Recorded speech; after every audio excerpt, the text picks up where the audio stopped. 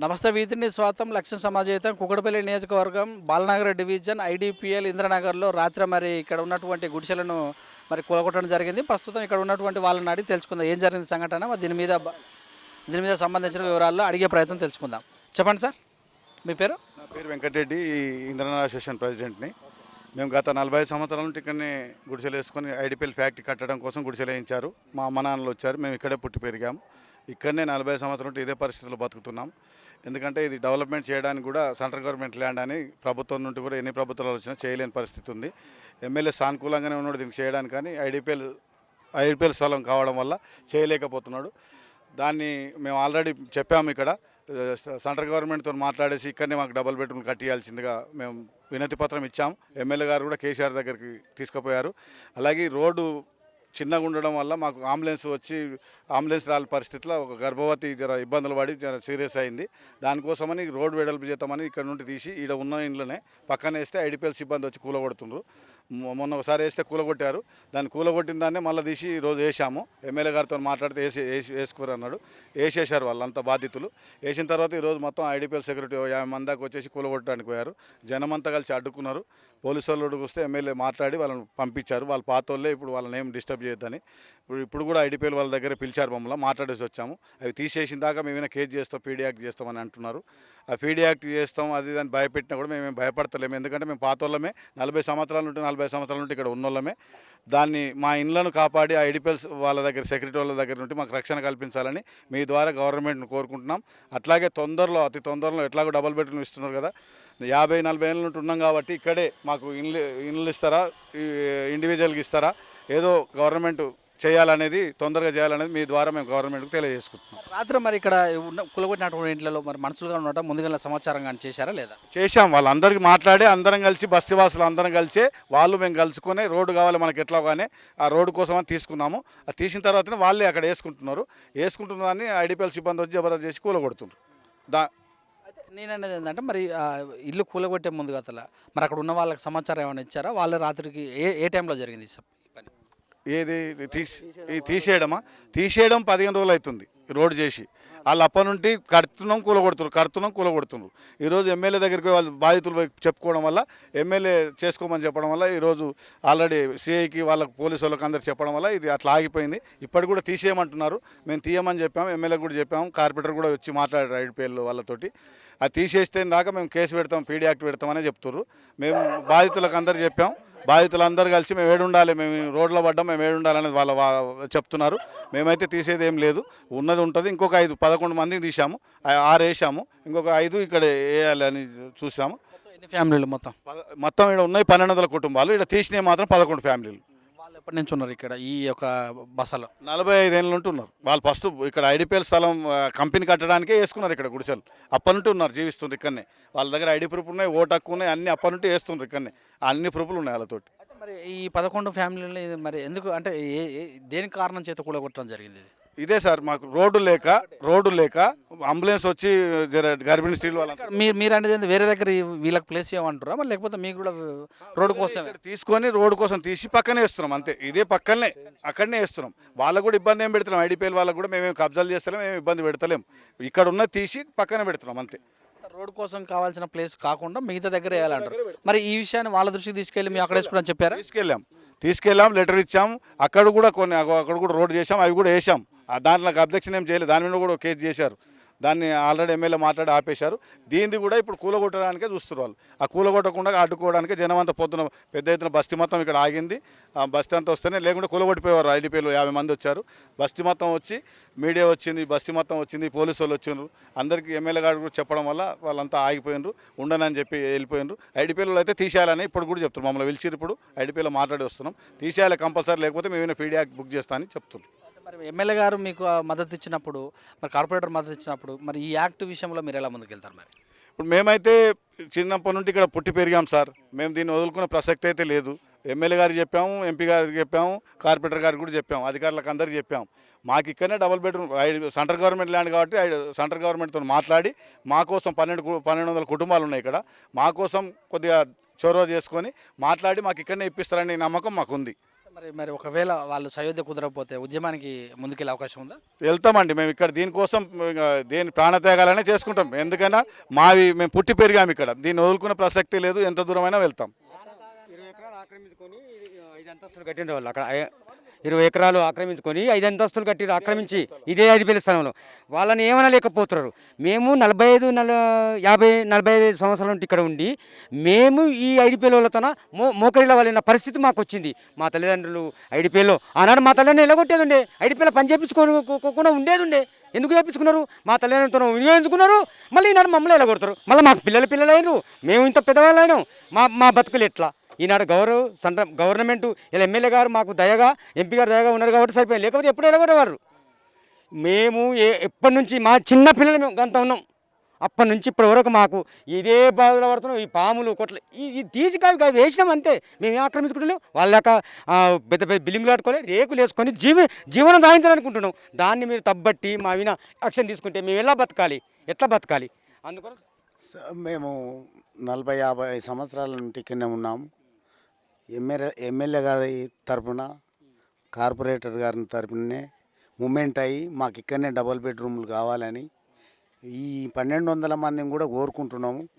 దయచేసి వాళ్ళు మాకు ఈ అవకాశం కల్పిస్తారని చాలా వాళ్ళకు మరీ నమస్కారాలు పెట్టుకుంటున్నాము. Thank you. మా నాయనోళ్ళు అప్పటి నుంచి ఉంటున్నాం మేము ఇక్కడ. మాకు అసలు రాజ్యాంగంలో ఎక్కడైనా కూడా రాజ్యాంగంలో లేని పద్ధతి ఇక్కడ నడుస్తుంది. 5 సంవత్సరాలు 10 సంవత్సరాలు ఉంటే ఇల్లు 5 సంవత్సరాలు 10 సంవత్సరాలు ఉంటే గవర్నమెంట్ వాళ్ళు ఇల్లు ఇస్తారు. మేము 45 సంవత్సరాల నుంచి ఇక్కడ నివసిస్తున్నాం. ఈ ఐడిపిఎల్ వాళ్ళ దౌర్జన్యం ఏంది? ఐడిపిఎల్ వాళ్ళు అలా కంపెనీ చూసుకోవాలి. పేదవాళ్ళు అతల బిల్డింగులు కట్టి అమ్ముకుంటుంటే ఏమంటలేరు. పూటకు లేని పేదాను నెమ్మడి వాటి పీడిస్తారు. రాజ్యాంగ ప్రకారం 5 సంవత్సరాలకు మాకు ఇల్లు ఇవ్వాలా లేదా?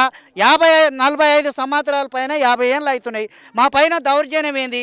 ఈ మీడియా కూడా గవర్నమెంట్కి దృష్టి తీసుకుపోయి మాకు ఇక్కడనే కలిగేటట్లు మీరు అందరూ జర మాకు సహకరించి చెప్పాలి. ఈ దౌర్జన్యం ఏంది? రాజ్యాంగంలో పేదోడు ఎక్కడ వేసుకొని ఉన్నా కూడా 5 సంవత్సరానికి ఆయనకి ఇల్లు ఇచ్చేది గవర్నమెంటు. ఈడ 45 సంవత్సరాలు అయితే ఎందుకు గుర్తిస్తలేరు? మా బాధలు ఇట్లా వచ్చి దౌర్జన్యం చేసి పూటకు లేనివాడిని ఆ ఇల్లు కట్టుకుంటే కూలగొట్టి పోతురు. అది మీ పనిచేస్తున్నటువంటి కంపెనీ వాళ్ళ సహాయ సహకారాలు అంటే వాళ్ళకు కూడా కొంచెం మరి హెచ్ఆర్ఏ విఆర్ఏ ఇస్తారు కదా, వాళ్ళ యొక్క అవకాశం ఎలా ఉంది? అప్పుడు కంపెనీ బంద్ అయింది. కంపెనీ రన్ అయినప్పుడు మా వాళ్ళందరూ కూడా ఆన్లైన్ పనిచేసేది. వాళ్ళ అవకాశం కొరకు ఊడవనికి, బాత్రూంలకు, దానికి దీనికి, పత్తి దానికి, సున్నం మొయ్యనికే, మట్టి మొయ్యనికే కంపెనీలకు మా లేబర్ వాడుకున్నారు. ఈరోజు అతల బిల్డింగులు కట్టుకుంటే ఎవరు వల్కలిస్తలేరు. అతల పెద్ద బిల్డింగులు 1000 గజాలు వేసుకున్నారు. ఇక్కడ పేదోడు ఒక గుడిసేసుకొని బతుకుతుంటే వాడు వాడు పీడించి ఇట్లా దౌర్జన్యం చేసి వాడు పొద్దుగాల పోయి కూలిపోవాలా, ఈ గుడిసెలు కప్పుకోవాలా, ఏం చేయాలా? ఇలా దౌర్జన్యం ఏంది? వాచ్మెన్ల దౌర్జన్యం ఏంది? అసలు 45 ఏళ్ళ నుంచి ఉంటే ఇల్లు అనేది కారణం ఏంది? మాకు గవర్నమెంట్ రాజ్యాంగ ప్రకారం 5 ఏళ్ళకి ఇవ్వాలి, ఎందుకు ఇస్తలేదు? అది నా పేరు లక్ష్మి. గత 20 ఏళ్ళ నుంచి 40 ఏళ్ళ నుంచి ఇక్కడనే ఉన్నాం. ఏదో మాకు ఆడోళ్ళకు రావడానికి పోబందికి హాస్పిటల్కి వెళ్ళాలని ఇబ్బంది అవుతుందని మేమందరం ఐక్యంగా ఉండి ఒక రోడ్డు సాఫ్ చేసుకోవాలని అనుకున్నాం. ఆ రోడ్డుకి వచ్చేది కొంచెం అడ్డంగా ఉన్నాయి, ఇట్లా వేసుకున్నాం అనుకున్నాం. కానీ మమ్మల్ని సెక్యూరిటీ వాళ్ళు వచ్చి చాలా ఇబ్బందుల పాలు చేస్తున్నారు. ఇక్కడ ఏడ బాత్రూమ్ పోయినా మాకు వీలు లేదు. అక్కడ దౌర్జన్యంగానే ఇక్కడ ఇండ్లు మేము వేసుకోవడం, వాళ్ళు కూలగొట్టడం. కంపెనీ వాళ్ళదన్నా ఉందో లేదో కానీ ఈ సెక్యూరిటీ వాళ్ళు అయితే దారుణంగా అంటే దారుణంగా అండి. మేము చేసిన వాళ్ళు కూలీ చేసిన తెచ్చుకోవాలా, వీళ్ళు వాళ్ళ కొట్టాలా, మేము తెచ్చుకోవాలా, వాళ్ళు కొట్టాలా. ఎందుకు ఇట్లా చేస్తున్నారు? ఇట్లా వేయొద్దని మీ ద్వారా మేము విజ్ఞప్తి.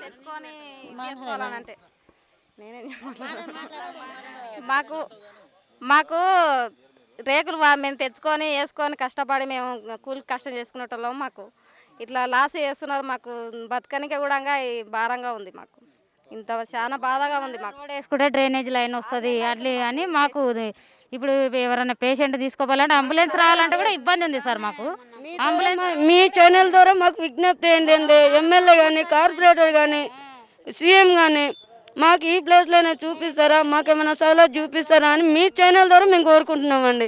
మాకు ఈ అపార్ట్మెంట్లు వేస్తున్నాం సార్, అపార్ట్మెంట్లు ఏమి వేస్తలేం కదా, ఓన్లీ గుడిసెలు వేసుకుంటున్నాం.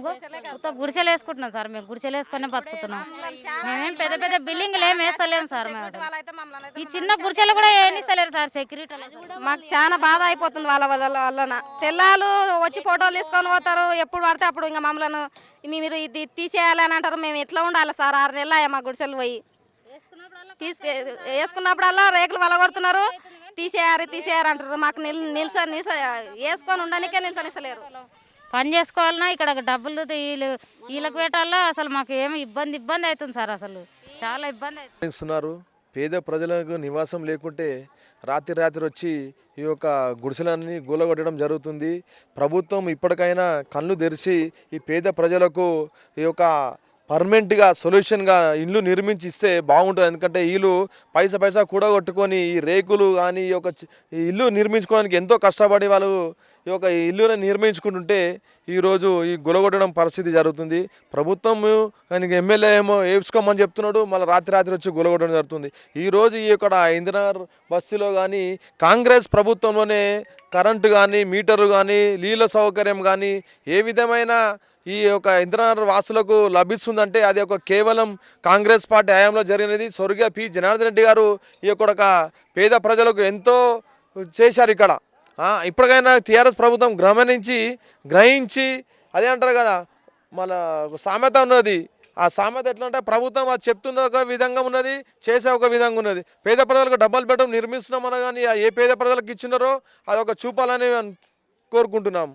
అదేవిధంగా ఇక్కడ దాదాపు మన వలస కార్మికులు 40 నుంచి 50 ఏళ్ళ నుంచి స్థిరపడి ఉన్నారు. ఇక్కడ స్థిరపడి ఉన్న వ్యక్తులందరినీ కంపెనీలు ఐడిపిఎల్ కంపెనీకి వలస కార్మికులుగా వచ్చి ఇక్కడనే జీవనాధారం సాగిస్తున్నారు. ఇక్కడ పిల్లలు కానీ ఎంతోమంది ఇక్కడ చదువుకుంటూ ఇక్కడే నివసించమంటున్నారు. ఏదో మారుమూల గ్రామం నుంచి వచ్చి హైదరాబాద్ కూకట్పల్లి ప్రాంతానికి వచ్చి నివసించడం జరుగుతుంది. కావున ఇప్పటికైనా ప్రభుత్వం వీళ్ళకి ఏదైనా ఒక సొల్యూషన్ ఏర్పాటు చేయవలసిందిగా కాంగ్రెస్ పార్టీ బాలనగర్ డివిజన్ అధ్యక్షులు ఎడ్ల ప్రభాకర్ గారు కోరుతున్నారు. మన మల్కాజ్గిరి ఎంపీ రేవంత్ రెడ్డి గారు ఇంద్రనగర్ బస్తీకి ₹1 కోటి శాంక్షన్ చేయడం జరిగింది. జిహెచ్ఎంసీ వాళ్ళకు లెటర్లు ఆర్డర్లు అన్నీ ఇవ్వడం జరిగింది. రాబోయే రోజులలో చాలా పెద్ద ఎత్తున ఈ యొక్క మన ఇంద్రనగర్ బస్తీ వాసులకు ఏమైనా హాని జరిగితే కాంగ్రెస్ పార్టీ తరఫున చాలా పెద్ద ఎత్తున ధర్నా చేయడం జరుగుతుంది. పేద ప్రజలకు వాళ్లకు ప్రభుత్వ మార్గం చూపించే వరకు ఆ ఒక ధర్నాని విరమించుకోవడం జరుగుతుంది. జై కాంగ్రెస్, జై సోనియా గాంధీ, జై రేవంత్ అన్న, రేవంత్ అన్న గారి నాయకత్వం.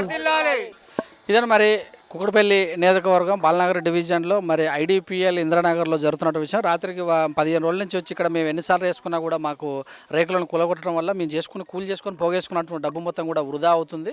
మరి మాకు ఖచ్చితంగా ప్రభుత్వం అయితేనేది, ఎమ్మెల్యే మరి ఎంపీ గారు, స్థానిక కార్పొరేటర్ అందరూ కూడా మా దృష్టి ఉంచుకొని మాకు రాబోయే రోజుల్లో ఖచ్చితంగా డబుల్ బెడ్రూమ్ కూడా ఇప్పించాలని, మాకు జరుగుతున్నటువంటి ఈ అన్యాయాన్ని ఖచ్చితంగా ప్రభుత్వం మాకు సహకరించాలని తెలియజేశారు. చూసిన విత్ కెమెరామెన్ గురుముత్తో మేషురేజ్ దండు.